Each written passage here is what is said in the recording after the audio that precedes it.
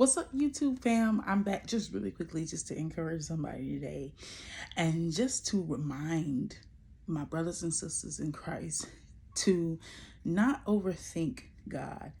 Don't overthink his ways. Don't overthink the things, his moves, the things that he does. Don't overthink it because it will cause you to miss him. Okay. One of the things that I was thinking about yesterday was how we really have a tendency, because we're human beings. We have minds. We're creative. We have all these things. We have all these thoughts. We have all these ideas, and that's normal. That's natural. But we have a tendency also to lean on our own understanding and begin to, imagine and fantasize about certain things, even down to when God tells us that he's going to do something. Sometimes we have a tendency to, go ahead and figure that out in our head, or he may show us the end result and we will think up how it's supposed to turn out. And that ends up causing us to miss instructions, miss commands, and just miss God and his glory in general. And we have to be careful with that. And I begin to think about the Bible verse that tells us to cast down every imagination that exalts itself against the knowledge of God, because these imaginations are not just negative thoughts and things like that we know, intrusive thoughts and things like that we know we need to cast down, but there are also the things that we fantasize, the things that we think up, the ideas and things that we think up, that really put itself, or that bring itself up above what it is that God is doing, or who he is, or his way, and his will. We have a tendency to do that, and it's no condemnation for those who are in Christ Jesus. So if you have, or if you found yourself doing that, it's something to learn. It's okay, it's something to learn. But we have to be careful with that, because it can cause us to, like I said, lean on our own understanding, and then we'll miss God. And then a lot of times we'll overthink. Like what I have learned is that God will show out in the simplest ways, and we'll miss it because we're looking for grand, like we're looking for fireworks and everything else. We're looking for these TV scenes. We're looking for these movie finale. We're looking for these things, these ideas and things that we have, and we'll miss him. We'll miss him, and then we won't be able to be present in the moment and appreciate the moment, and just get all that we're supposed to be getting. That's why the Lord tells us, the Bible tells us to let patience have her perfect work, because, we need to be perfect, complete. We need to be lacking nothing. We need to be able to get all that we can get in whatever situation and whatever test and whatever, so that we can get all that we can get. And so we have to be careful with that. And I think about often as well how God will use the foolish things to confound the wise. How we can think that because we think that we are wise, or in our own eyes, of course, human beings, man in his own eyes is wise, and so he thinks these things, but God's thinking is above his. But it's almost as if God will, like, not that he brings his thinking below ours, but that because man in his pride is thinking up all these things, that God will go low and be like, look, because you're thinking that it's gonna be all this, I'm gonna hit you where you, I'm not gonna hit you in this place, but what I'm really going to make my impact in it is somewhere or somehow in such a simple way, but it's going to hit, but it's going to be like boom. And I want you to be present for it. And I was thinking about as well in Elijah.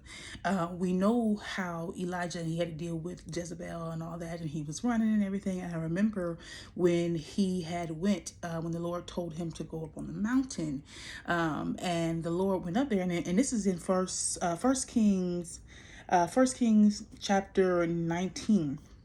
I'm gonna read it real quick, and it says, verse 11 says, "Then he said, go out and stand on the mountain before the Lord. And behold, the Lord passed by, and a great and strong wind tore into the mountains and broke the rocks in pieces before the Lord. But the Lord was not in the wind. And after the wind, an earthquake. But the Lord was not in the earthquake. And after the earthquake, a fire. But the Lord was not in the fire. And after the fire, a still small voice." So it was when Elijah heard it. That's what it came as.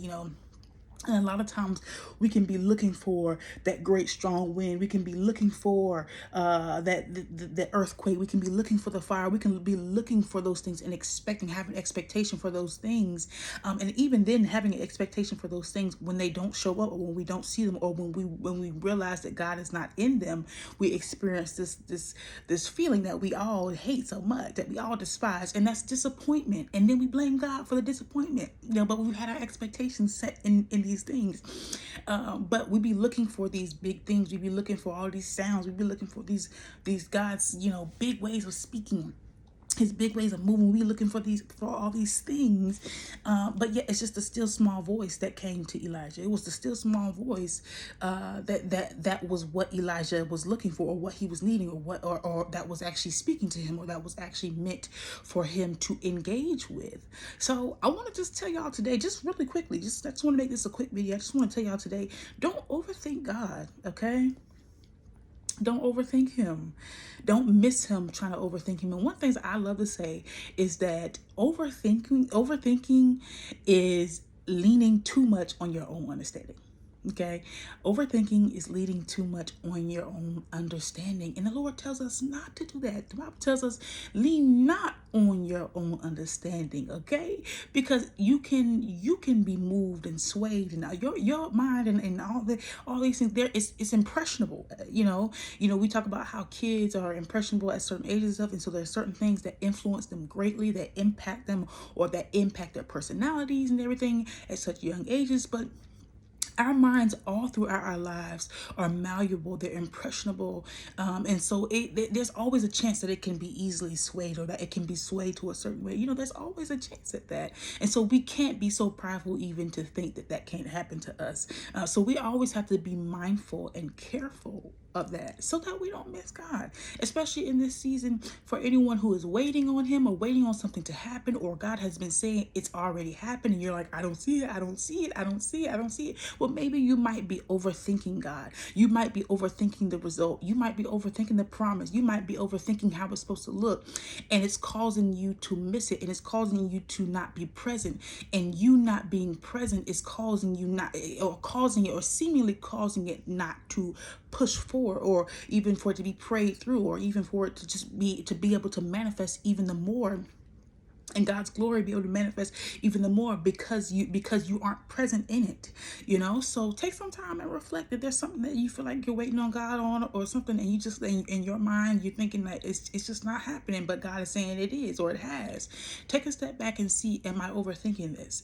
Or sometimes it just and sometimes it just requires that rest and reflection to say, oh wait, I actually do see this happening over in this area.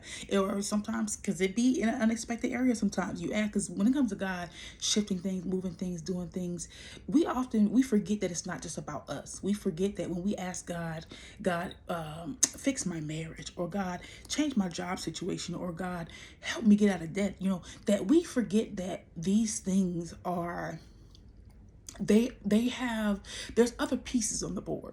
We forget that it's not just us. We may be operating in seemingly our own world, but it's still all bigger than us. It's still all a greater will, a greater purpose, and everything that things work for. You know what I'm saying? So even though things work for us individually, we have individual wills, individual purpose and everything, there is still something greater, and there's still things that work together. And so things have to fall in line. Things have to, there's such thing as alignment, and things have to become aligned. And sometimes the alignment has to happen in a place that seems totally random, or seems totally like, why is that changing over there when I'm asking for this change over here? Well, that's because there's some roots, or there's some things that go back to that place, or that affect that place, or that may have started in that place that have gotten you here, or that there's just some things that require, or that are required in that area, or even just how God works, that some things, because some things, we have to be okay with just not understanding why certain things happen. We have to be okay with not knowing why certain things happen, and just trusting that it's happening because the Lord intended for it to happen, and it's going to happen for our good. And so some things can seem so totally random, like they're happening in such a random place, but it's still all working for our good, as the word tells us, okay? It's still working for our good. So don't miss God by overthinking him, and don't box him in by overthinking him, okay? Because let's talk about that real quick, how we can overthink God, and even in our biggest imaginations, y'all, we can put God in the box. Even in our biggest ideas, our biggest fantasies, we can still stifle. We can still put limits on him. We can still try to lock him down and limit him to our own, to what we can process, what we can fathom, and what we can control, because we can control our imagination. We can control that. You know what I'm saying? So we still try to lock God into what we control. And we can't do that. We can't do that. Not if we want to see the true grandness. Because like I said, the grandness of God truly sometimes is even in the simplicity, like even down to the gospel, the good news, and how simple the gospel and the good news is. And we make, we make the messages, and we make the Bible, we make scriptures and stuff to be all these big things and all these grand things.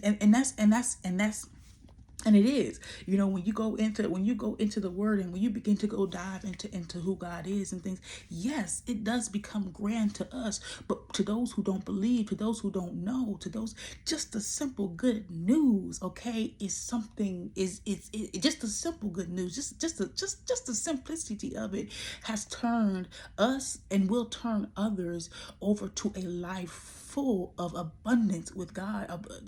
It's just, it's the simplicity of these things that he's given us to work with, okay? But yes, y'all, I want to encourage y'all, don't miss God, okay? Be present. Try to be present, and try not to lean on your own understanding too much, and try not to box him in.